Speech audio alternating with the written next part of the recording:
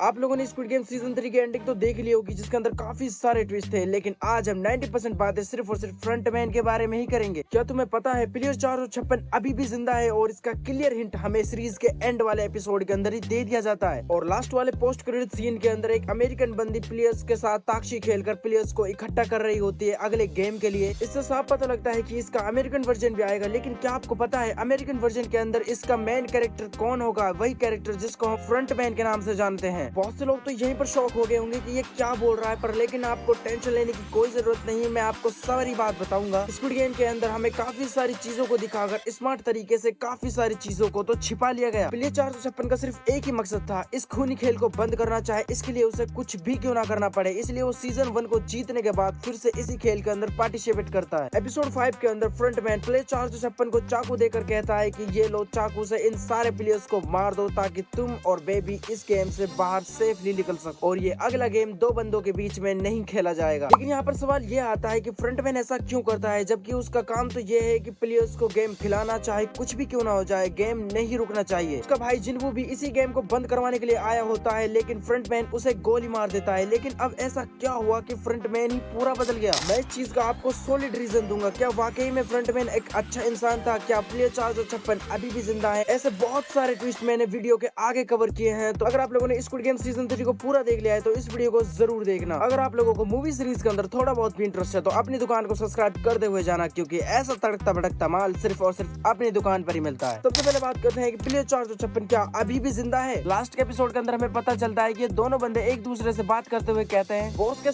सारे पैसे गायब हैं। यहाँ बॉस का मतलब प्लेयर 456 था, जो उसने सीजन 1 के अंदर गेम को जीतकर जितने भी पैसे कमाए थे वो इस वक्त पर गायब हो चुके हैं। ये बंदा खुद बताता है कि उन पैसों के बारे में सिर्फ 3 बंदों को पता था, वो पुलिस वाला, एक मैं और एक प्लेयर 456। अब यहाँ पर सवाल ये आता है कि वो पैसे आखिर गए तो गए कहाँ? इस छोटे से सीन को बिल्कुल भी हल्के में मत लेना, क्योंकि अगर ऐसा हुआ तो अमेरिकन स्क्विड गेम की पूरी कहानी बदल जाएगी। लास्ट के एपिसोड में हमने देखा कि प्लेयर 456 और प्लेयर 222 इस गेम के अंदर बच पाते हैं। गार्ड नंबर 11 ये सब स्क्रीन पर देखते हुए अपने आप को गोली मारने वाली होती है, तभी प्लेयर 456 अपने आप को सेक्रीफाइस कर देता है ताकि बेबी इस गेम का विनर बन जाए। और ये सब कुछ देखकर गार्ड नंबर 11 बंदूक को हटा लेती है। यहाँ से हमारी कहानी शुरू होती है। प्लेयर 456 की बॉडी को हमें जलते हुए नहीं दिखाया गया, तो शायद गार्ड नंबर 11 ने बचने का फैसला शायद इसीलिए लिया होगा कि वो प्लेयर 456 को बचा सके, क्योंकि उसने बेबी को बचाने के लिए अपने आप को सेक्रीफाइस कर दिया। हमारा मेन कैरेक्टर इतनी आसानी से तो नहीं मर सकता, क्योंकि उसने अपनी आधी से पूरी जिंदगी गवा दी इस गेम को बंद करने के लिए। सीजन 1 की प्राइज मनी को जीतने के बाद ये फिर से इसी गेम के अंदर पार्टिसिपेट करता है ताकि इस खूनी खेल को हमेशा के लिए बंद कर सके। आप लोगों को क्या लगता है इस छोटी सी थ्योरी के बेस पर प्लेयर 456 जिंदा बच सकता है या नहीं? कमेंट कर जरूर बताना, मैं आप सभी के कमेंट्स पढ़ूंगा। अब बात करते हैं स्क्विड गेम सीरीज के दूसरे सबसे पॉपुलर कैरेक्टर फ्रंटमैन के बारे में। एपिसोड 4 के एंड में फ्रंटमैन प्लेयर 456 को एक चाकू देता है और कहता है तुम जाओ और इन सारे प्लेयर्स को एलिमिनेट कर दो और अगला वाला गेम तुम और बेबी के बीच में नहीं खेला जाएगा। तभी हमें एक फ्लैशबैक दिखाया जाता है जब फ्रंटमैन भी एक टाइम पर इसी गेम का हिस्सा था। उसके सामने भी यही वाली सिचुएशन आती है और पिछला वाला फ्रंटमैन भी इसी के सामने वही वाला ऑफर रखता है। सारे प्लेयर्स को एलिमिनेट करने के बाद ये बंदा बन जाता है इस गेम का अगला फ्रंटमैन। लेकिन प्लेयर 456 ऐसा कुछ भी नहीं करता। फ्रंटमैन और प्लेयर 456 एक दूसरे के बिल्कुल अपोजिट हैं। फ्रंटमैन को लगता है कि जब वो प्लेयर था तो उसने अपनी जान बचाने के लिए जो भी किया था वो एकदम सही था, फेयर था। फ्रंटमैन को लगता है कि अपनी जान बचाने के लिए कुछ भी क्यों ना करना पड़े, वो सब कुछ ठीक है। लेकिन प्लेयर 456 का मानना है कि पैसों से इंसानियत को नहीं खरीदा जा सकता और यहाँ पर सभी इंसान है, कोई रेस के घोड़े नहीं, जिनके अंदर दिल है, इमोशन है, दूसरों के लिए प्यार है। सीजन 3 को अच्छे तरीके से खत्म तो कर दिया, लेकिन सीजन 1 से हर कोई ये जानना चाहता था कि ये बंदा आखिरकार कौन है, आखिरकार ये फ्रंटमैन कैसे बन गया और इसने ऐसा क्या कारनामा कर दिया कि इसे अगला फ्रंटमैन ही बनाया गया। फ्रंटमैन के बारे में हमें भी फ्लैशबैक से थोड़ा बहुत पता चलता है। वो भी एक टाइम पर गरीब था, उसकी पत्नी बीमार थी जिसके इलाज के लिए बहुत सारे पैसे चाहिए थे और उसके पेट में एक बच्चा भी था, इसीलिए वो इस गेम के अंदर पार्टिसिपेट करता है ताकि वो अपनी बीबी का इलाज करा सके। लेकिन जैसे वो गेम खत्म कर अपने घर जाता है तो उसे पता चलता है कि उसकी बीबी जिंदा नहीं है। अब जब अमेरिकन गेम्स आएगा तो उसके अंदर लीड एक्टर के रूप में हमें फ्रंटमैन दिखाया जाएगा, क्योंकि अगर अमेरिकन गेम्स को सीधे अलग दिखाया गया तो हर कोई उसे कॉपी या रीमेक नाम का टाइटल दे देगा। इन दोनों सीरीज को जोड़ने का वन ओनली ऑप्शन है फ्रंटमैन। अमेरिकन गेम्स के अंदर इन सारे गेम्स को और भी ज्यादा ब्रूटल तरीके से दिखाया जाएगा और दिखाया जाएगा कि ये बंदा आखिरकार फ्रंटमैन बना तो बना कैसे। लास्ट के एपिसोड में जब सेल्स गर्ल फ्रंटमैन की तरफ देखती है तो वो हल्का सा मुस्कुराती है। शायद इसी सेल्स गर्ल ने चुना हो फ्रंटमैन को इस गेम के लिए, जैसे स्क्विड गेम के अंदर ये बंदा प्लेयर 456 को चुनता है। अब जो मैं तुम लोगों को बताने वाला हूँ उससे फ्रंटमैन की रिस्पेक्ट तुम्हारे दिल के अंदर और भी ज्यादा बढ़ जाएगी। फ्रंटमैन को सब पता था कि ये गेम कितना ज्यादा ब्रूटल है और इसके नियम कितने ज्यादा सख्त हैं। अगर इस गेम को रोकने की कोशिश की गई तो सामने चाहे फ्रंटमैन ही क्यों ना हो, उसे भी सजा जरूर मिलेगी। अगर किसी ने गेम को रोकने की कोशिश भी की तो वीआईपीज उसका क्या हाल कर सकते हैं। ये काफी सारे डार्क सीक्रेट थे जो फ्रंटमैन को पहले से ही पता थे। यही एक वजह थी कि फ्रंटमैन ने अपने छोटे भाई तक को गोली मार दी। फ्रंटमैन ने प्लेयर 222 यानी कि बेबी को अपने भाई के पास छोड़ दिया ताकि वो सेफ और सुरक्षित रहे। इसके बाद वो प्लेयर 456 की बेटी के पास जाता है और उसे बताता है कि तुम्हारे फादर अब इस दुनिया के अंदर नहीं रहे और उनकी कुछ चीजें हैं जो वो तुम्हारे लिए छोड़ कर गए हैं। उस बॉक्स के अंदर प्लेयर 456 की ड्रेस और एक एटीएम कार्ड होता है। इसी छोटे से सीन को देखकर पता चल जाता है कि फ्रंटमैन इस बार कितना ज्यादा बदल चुका है, वो कितना अच्छा इंसान है। अगर फ्रंटमैन प्लेयर 456 के घर नहीं जाता और उसकी बेटी को ये नहीं बताता कि अब तुम्हारे फादर जिंदा नहीं है तो उसकी बेटी हमेशा यही सोचती रहती उनके फादर ने उन्हें भुला दिया है और वो अपनी जिंदगी को कहीं दूर आराम से बिता रहा है। प्लेयर 456 के सेक्रीफाइस ने फ्रंटमैन की आंखें खोल दी क्योंकि फ्रंटमैन को यही लगता था कि अब इस दुनिया के अंदर इंसानियत है ही नहीं। लेकिन प्लेयर 456 ने अपने आप को कुर्बान कर ये दिखा दिया कि इस दुनिया के अंदर अभी भी इंसानियत बाकी है। तो लास्ट में फ्रंटमैन अमेरिकन गेम्स के अंदर मेन कैरेक्टर बन पाएगा या नहीं, और उसने जो किया जैसे बेबी को अपने भाई के पास छोड़ना और प्लेयर 456 की बेटी के पास जाना, क्या वो सही था?